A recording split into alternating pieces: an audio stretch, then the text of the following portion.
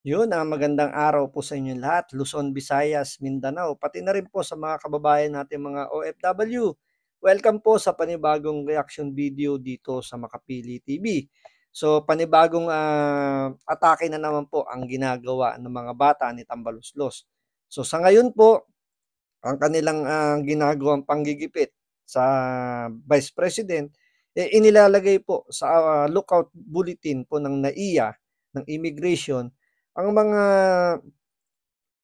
opisyal po ng Vice President. So, malamang sa malamang kahit po si Vice President Sara Duterte, kasama po doon sa lookout order na nire-request po ng mga bata po ni Tambaluslos. So, alam naman natin na wala namang kapangyarihan ang immigration na i-hold yung mga, sabihin natin, mga Pilipino, particular yung mga opisyal ng gobyerno natin, na i-hold kung sila magta-travel abroad kung wala naman nakasampang kaso laban sa kanila. So dito, ina-announce lang po ng House of Representatives yung lookout bulletin para alam niyo yun na kasi iba yung dating kasi sa mga Pilipino kapag sinabi or naglabas ng lookout bulletin, parang pinalalabas kaagad dito na may tsansang tumakas yung mga gustong imbitahan ng House of Representatives, especially ng Tuadcom, yung kay Chua. So parang pinalalabas sila rito na may planong tumakas yung mga opisyal ng OBP dahil ayaw nito humarap sa pagdinig ng House of Representatives. So yun yung nagiging yun yung nagiging first impression ng mga kababayan natin once na narinig nila na ito pala nilagay sa lookout bulletin. So parang magtatago na to once ito lumabas ng Pilipinas. So parang ganun yung nagiging thinking ng mga kababayan natin kapag naririnig na ilalagay sa lookout bulletin yung mga opisyal ng gobyerno natin, particular dito sa Office of the Vice President. So panoorin po natin 'tong balitang 'to para maintindihan natin kung bakit nila planong ilagay sa lookout bulletin yung mga opisyal po ng Office of the Vice President. Pero bago ang lahat, siyempre kung hindi ka pa naka-subscribe sa Makapili TV, baka puwede naman pong pakipindot po muna yung subscribe button at the same time pa-like na rin po ng video, wala naman pong bayad yan. Kaya pindot na. So ito, panoorin po natin 'tong balitang 'to. Hiniling ng isang House panel sa Department of Justice na maglabas ng lookout bulletin order laban sa 7 opisyal ng Office of the Vice President o OVP na iniimbestigahan dahil sa umano'y maling paggamit ng pondo. Ayon kay Manila 3rd District Representative Joel Chua, chairman ng Committee on Good Government, mahalaga ang kanilang testimonya para sa masusing pagsusuri ng pondo ng pamahalaan. Nag-ugat ang investigasyon sa ginawang pag-disallow ng Commission on Audit o COA sa mahigit 73 million pesos sa 125 million pesos na confidential funds ng OVP noong 2022 na nagastos umano sa loob lamang ng 11 araw.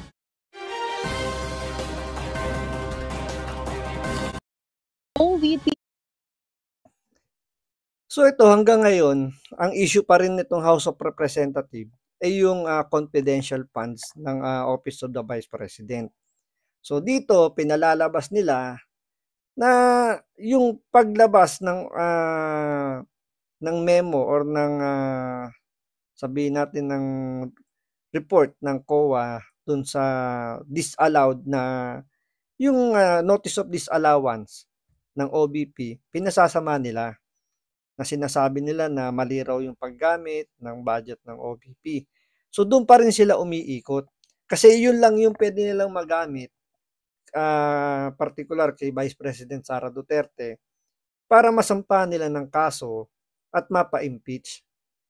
Kasi kung titingnan nyo, tinanong na nila sa sa COA, kung may nakikita ba silang mali dun sa paggamit ng pondo ng Office of the Vice President tsaka ng DepEd. Wala namang nilabas na resulta or wala naman nilabas yung COA na sinasabing kumbaga mali talaga yung paggamit. So, yung sinasabing notice of disallowance, kumbaga justifiable lang yun. So, kailangan lang mag-present ng mga dokumento yung sila Vice President Sara Duterte para maklear doon sa hinahanap nilang confidential funds. So, wala namang report yung COA na mali ang ginamit. Pero ang nakakapagtaka rito, doon lang sila umiikot. Kung titingnan nyo, ilang beses na rin lumabas sa ibang balita na hindi lang naman, kahit si Congressman Marcoleta, di ba? Hindi lang naman yung Office of the Vice President ang merong notice of disallowance. Napakarami pong ahensya ng gobyerno, particular po yung DPWH, na bilyon-bilyon ang kanilang notice of disallowance. Pero bakit ang nakakapagtaka, wala silang planong imbestigahan.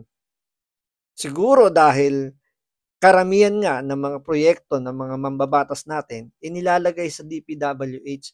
Kaya wala silang interes na imbestigahan ang DPWH dahil magkakabukuhan kung ilang kongresista ang pinayagan na ilagay ang kanilang mga budget sa DPWH.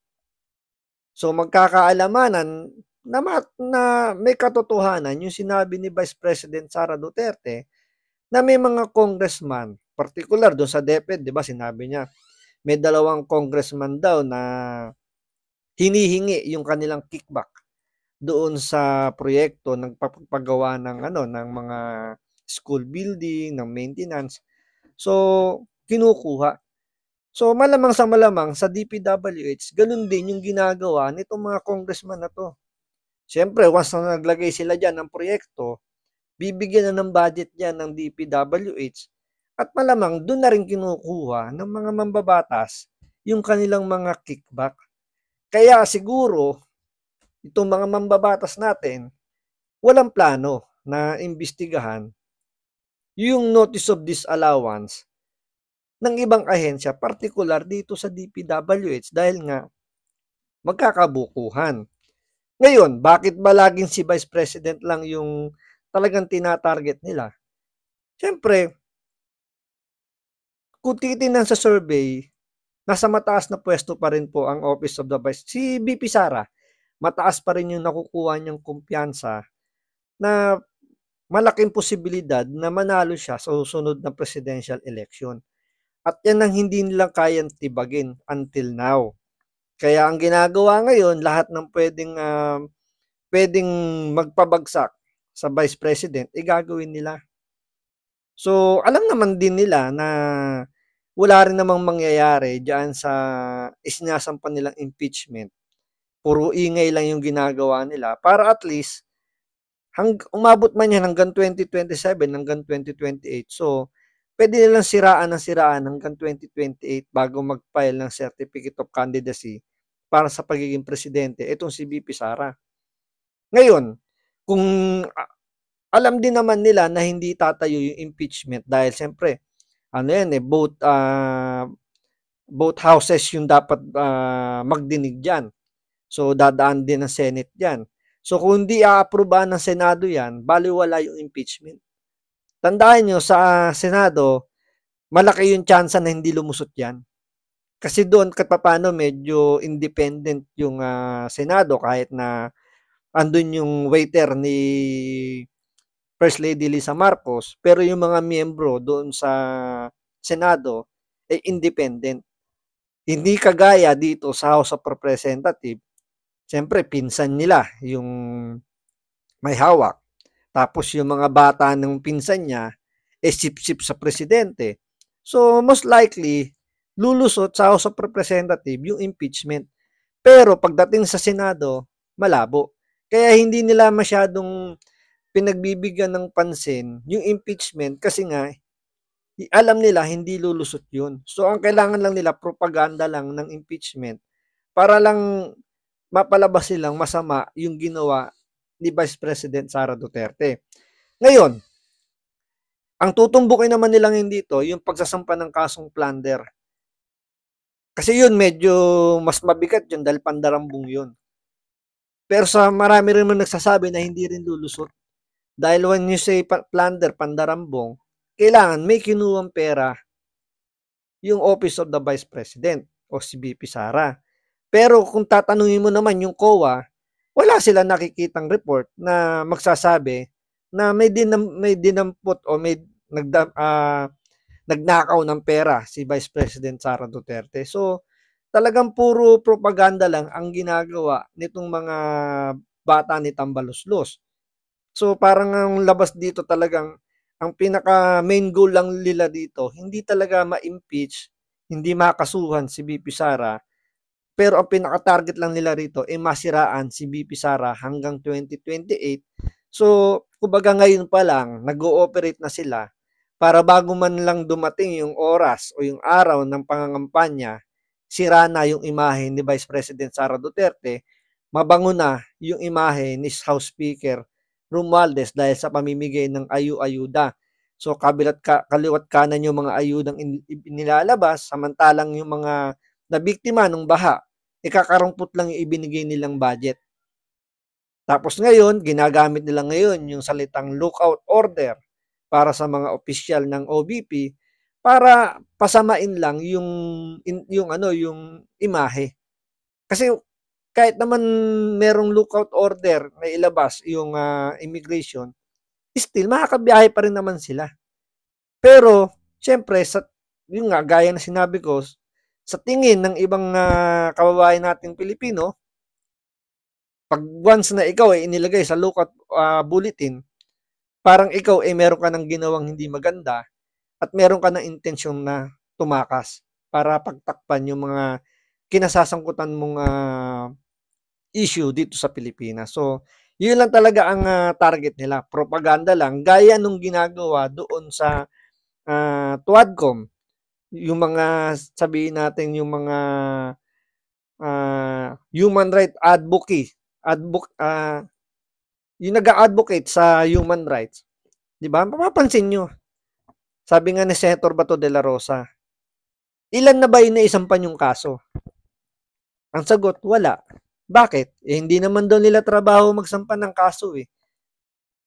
'Di ba? Tingnan niyo yung katuwiran nila, hindi nila karapat, kumbaga hindi nila hindi nila saklaw yung pagsasampa ng kaso. Pero sila yung maingay na nagsasabi na kailangan pananagutin daw ang mga Duterte sa mga nagawa nilang EJK. Pero wala silang sinasampang kaso kasi ang pinaka-goal lang nila, propaganda lang.